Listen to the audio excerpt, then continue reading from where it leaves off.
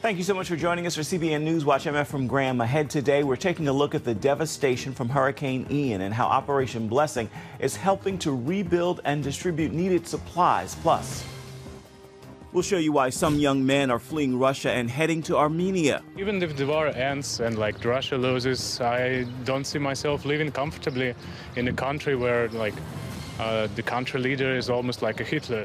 Then later, I'm currently actually looking at the darker sides of games and how games are being leveraged for radicalization and the mobilization of radical networks. See how extremist groups are targeting teenagers for recruitment with gaming.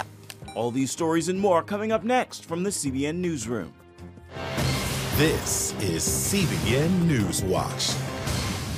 We begin this half hour with the devastation from Hurricane Ian. After terrorizing several states last week, Ian is now a post-tropical storm with the potential to bring record flooding on the East Coast. Florida received the worst of the storm, with at least 70 people killed in the state.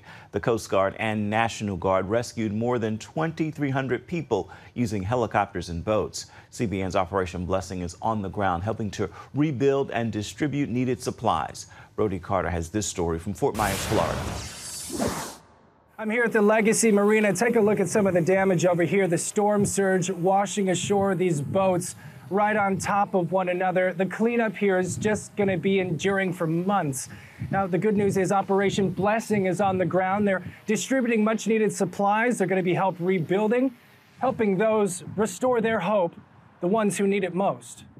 It's just unbelievable. I mean, you would almost think you had walked through a war zone. It was 12 hours of a train going through the sound was just unbearable for about 12 hours. There's wreckage. Everywhere you look, there's trees down, buildings down. At least 35 people have died in Lee County alone after last week's Category 4 hurricane made landfall. Some 700,000 people are still in the dark. Beach communities like Fort Myers will take a long time to recover. The storm surge is what really got us, which was 6 hours or so, after the hurricane actually hit. And that's when the water rose probably 10 feet at our condo. We're in a high-rise building on the river. As Florida picks up the pieces in the coming days, weeks, and months, Operation Blessing is setting up its base of operations at Calvary Assembly of God Church in Port Charlotte. We have food, pallets of water, we have tarps to help dry in the homes, and we have construction trailers with equipment that we can use to go in and help muck and gut the houses that are affected by the storm if there was flooding or things like that. The team has been dropping off supplies in hard-hit cities like Wauchula, Naples, and Port Charlotte since last week. For those who receive a shipment, it's a godsend. It means a lot because we've been out of power for 2 days. The water just came back on, but a lot of our outlying areas, there's no water. Operation Blessing, we're the first ones to respond. Behind me are semi-truckloads full of supplies that we've been steadily getting out to the people. Pastor Greg Ball of Destiny Church in Naples says the damage left behind is an opportunity for people to be a light in this dark time. Everybody needs to get out and do something. Give, support, pray, and together we're going to make a difference in the world. Back here in Fort Myers, insurers estimate that this storm could have caused upwards of $47 billion. Now, if that's the case, that would make this the most costly storm for the state of Florida in its history. I'm Brody Carter, CBN News. President Biden plans to visit Florida Wednesday to survey the damage left behind. The Supreme Court begins its new term today, and for the first time since the pandemic, the public can again attend oral arguments in person. It is also the first session in which the Supreme Court's newest justice, Ketanji Brown Jackson, will participate. The court now has 4 women justices, and that's the first time in history. The justices will hear several important cases involving race and elections this term, as well as a religious freedom dispute involving a Colorado wedding designer and LGBTQ ceremonies. Democrats are hoping to put abortion at the forefront of the midterm elections. They held a hearing last Thursday on the impact of a potential national ban, while pro-life advocates continue to push for uniform restrictions across the country. Capitol Hill correspondent Matt Galka reports. A handful of bills have already been proposed on Capitol Hill calling for some form of national abortion restriction. And following the Supreme Court's ruling, that issue is far from a settled one here in Washington. All the scripture references, were known in the womb before they were born.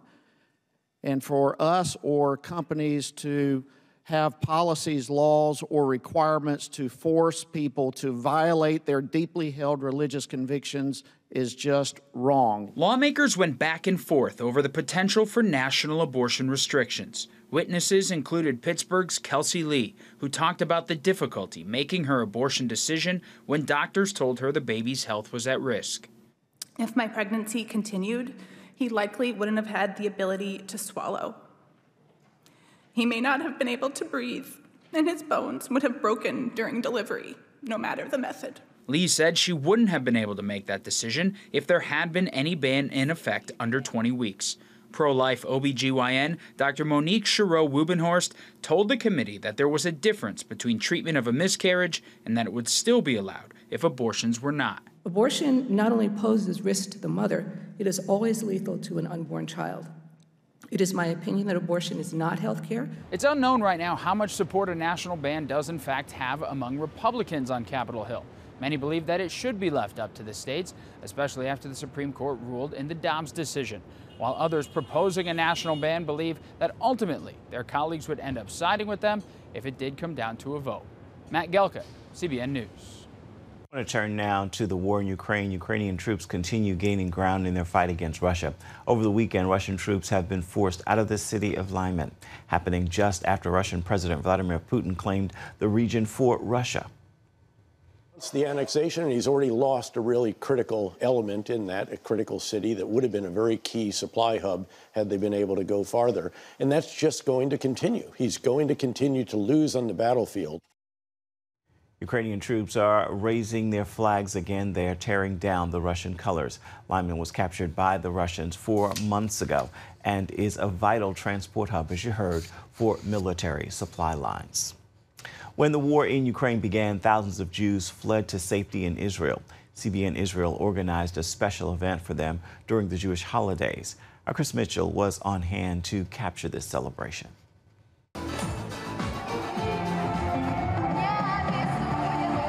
Following the beginning of the Jewish New Year, CBN Israel sponsored this program that brought together the people it supports on a monthly basis, including a number of Ukrainian Jews who fled the war. The program included songs, dance, and a message to let them know they are not alone. This celebration marks several months since some of these families left behind homes, towns, and livelihoods because of the war in Ukraine. Many left behind everything, and the places they used to call home are destroyed. Anna Nahayeva lived near Bucha, the epicenter of some of the worst atrocities of the war. I saw the destruction with my own eyes. I saw the craters and the pavement and the houses broken down and the cars that had been burned. We know of a family that was shot dead. The whole family was shot dead 5 minutes away from where my parents lived. CBN partnered with a Jewish agency earlier this year to bring some of the Jews who fled the war to Israel. Now CBN Israel is maintaining this relationship. Talking about refugees, so actually we are helping with home appliances like fridges, washing machines. I mean, the things that you need from first day in your new rental apartment. For most of them, it's first experience in their life, and most of them are saying it's a miracle, exactly this word. So it's for part of them, it's first miracle in their lives. I just haven't seen it elsewhere, but these are the people of God that are helping others, and I've never seen it anywhere else. While the war rages on and some may never return to their homes, these Ukrainians like Anna, her husband, and 10-month-old girl are grateful to CBN Israel and CBN partners for helping them adjust to their new life in Israel. We cry out to God for help, and we don't really expect Him to lower His arms to help us. But we do see your arms helping us. So you're doing God's work, and we're thankful to receive that help. Ina Nahaev used to watch the 700 Club in Ukraine and now found help through its CBN partners. Thank you so much for the support, because we came here to Israel with just one bag. And because of CBN, we got everything we need to start our new lives. Chris Mitchell, CBN News, Carmiel, Israel. Coming up, they had a one-way ticket out of Russia. Then they wound up in another war zone. see how the attacks against Ukraine are being felt throughout the region when we come back.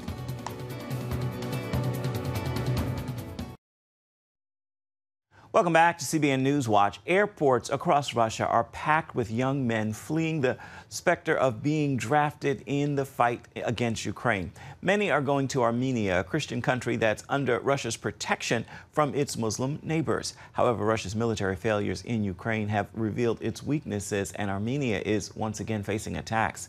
International correspondent Chuck Holton reports.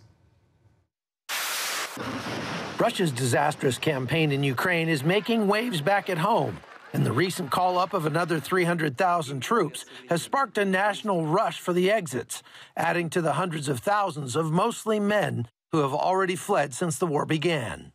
Russia has always been one of Armenia's most important allies, although that relationship has turned awkward since the invasion of Ukraine. Armenia is now being flooded daily by Russians in the thousands, entering on one-way tickets. CBN spoke with some of them about the conflict earlier this year. Yeah, they are against the war. Everyone that I'm talking with, they saying they against the war. Even if the war ends and Russia loses, I don't see myself living comfortably in a country where the country leader is almost like a Hitler, and the absolutely militaristic state of the government right now is awful. There are Russians all over here in downtown Yerevan, and I've been talking to many of them.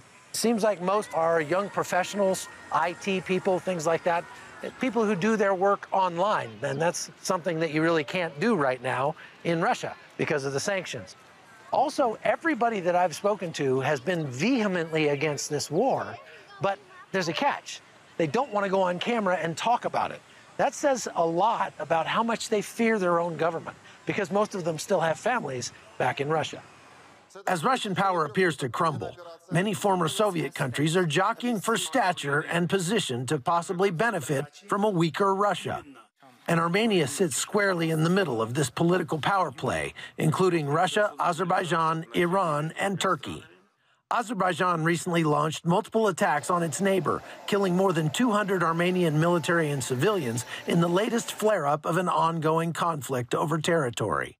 When that happened, Armenia appealed to the Collective Security Treaty Organization, Russia's version of NATO, but help did not arrive. The world doesn't help us, but we shouldn't be offended, because we have locked ourselves in the chains of the CSTO, which sits on our neck. We have no right to ask for any help from the world. When we are free from this CSTO and from the Russian shackles, then the entire world can step up on our side. We have all witnessed Russia's failures in Ukraine.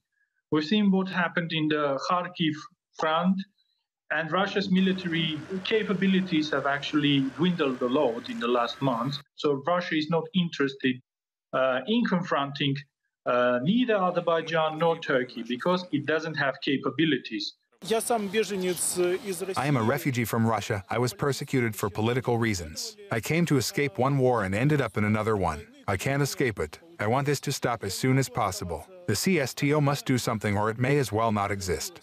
September 17th, U.S. House Speaker Nancy Pelosi traveled to Armenia and condemned the Azeri aggression, which concerns more than 1 million Armenians living in her home state of California. The U.S. plays a stabilizing role. The U.S. actually managed to broker a ceasefire on the 15th of September. In my latest calls with both Prime Minister Pashinyan and President Aliyev, both leaders told me that they are ready for peace. Active in its communications with Baku and President Aliyev, urging him not to escalate, urging him to disengage its forces from the sovereign territory of Armenia. So the only hope is on the Americans that they will somehow put some diplomatic and political pressure on the Aliyev regime and will stop this aggression from becoming or from turning into a large-scale war. Armenians were very grateful for the attention from the West, with many calling for deeper cooperation. If the United States is interested in having some sort of presence in the South Caucasus, and I'm absolutely sure Washington is interested in that, it should pressure both Turkey and Azerbaijan, who are actively cooperating with Russia, and push them towards a more constructive stance towards Armenia. For CBN News, I'm Chuck Holton. Still ahead, your teenager could be a target of a dangerous trend. Extremist groups using video games to recruit them. A former radical calls them out. Stay with us.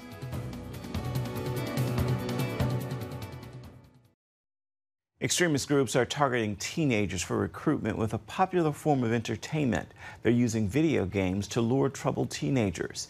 CBN's Brody Carter talked with a former radical gamer who brings us a warning for parents. It's highly likely you or a family member have played video games. They've become so popular that an estimated 216 million Americans consider themselves gamers. That's more than half the country's population.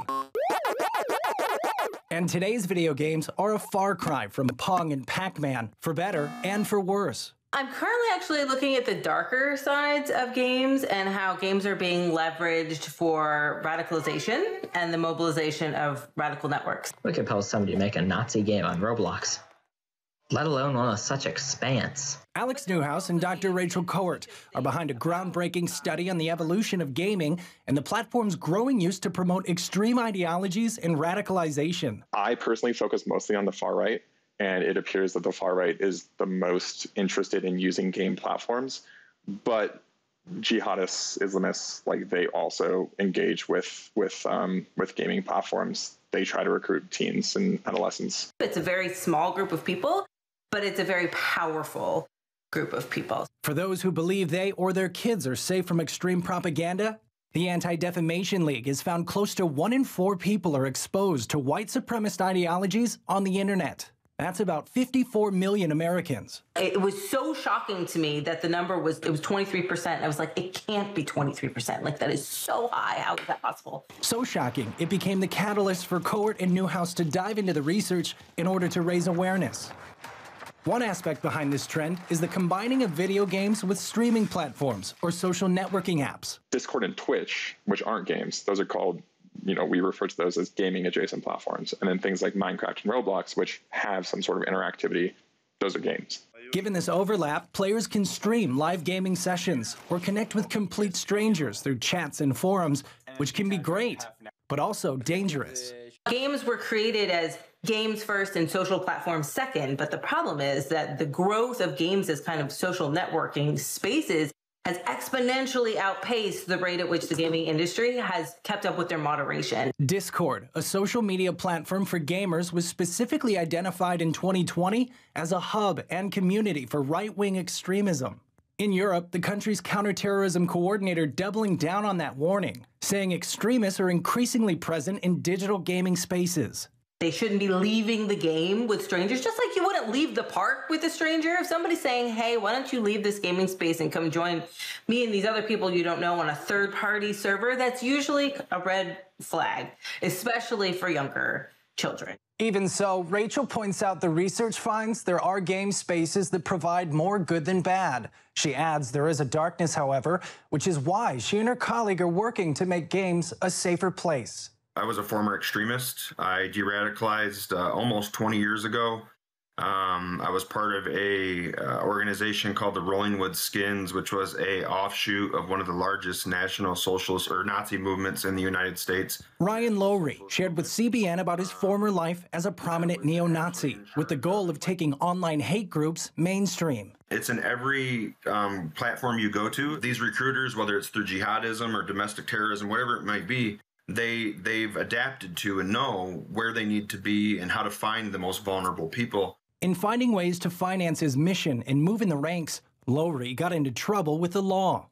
While his life of crime ultimately led to prison, the time behind bars provided distance from his extremist group. Friends and family helped Lowry de-radicalize and ultimately rededicate his life to Jesus Christ.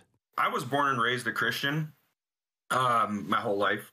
I think that sometimes what happens is we can get tunnel visioned at times being Christians and not opening ourselves up to what other cultures are there and what other cultures do offer. I want it to be a shock to people. I want them to understand that you can be anybody. Nobody is untouchable from what these groups offer. For 10 years, Lowry has helped extremists find a new way to live through a counterterrorism effort called Parallel Networks. He says the only way to open those doors is through conversations and compassion. I looked at Jesus Christ and the way that he didn't go into churches to preach to the choir. He went out into areas where people were struggling, people that, adulterous, like Mary Magdalene and others. I'm a firm believer that humanity, we're supposed to treat each other with peace and kindness and love. And this lack of empathy that we have in our communities is what's ultimately, I believe, tearing us apart. Unfortunately, technology combined with bad actors has torn the social fabric by trying to replace community with an online world. That's why Dr. Cowart wants to remind gamers and others that when things appear bad online or in life, they have the power to make a change. When things seem a little bit off, the other great thing about games and the internet is you can just switch to a different server or switch to a different game or mute that person or block that person. You don't have to engage in conversations that make you feel uncomfortable. Brody Carter, CBN News. Stay with us. We're back with your Monday Motivation right after this.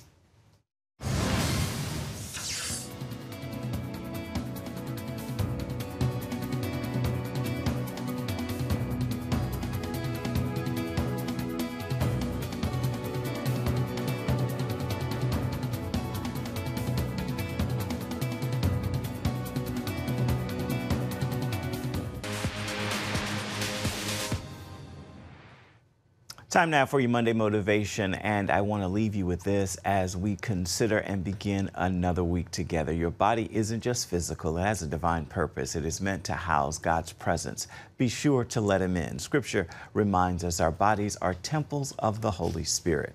With that word, I encourage you to make today a marvelous Monday, and be sure to have yourself a wonderful rest of the week. Well, that is going to do it for this edition of CBN NewsWatch. You can always find more of our news programs on the CBN News Channel at any time, as well as online, cbnnews.com. We would love to know what you think about the stories you've seen here today. You can email us, newswatch@cbn.com. And of course, you can also reach out and touch us on Facebook, Twitter, and Instagram. We'd love to hear from you.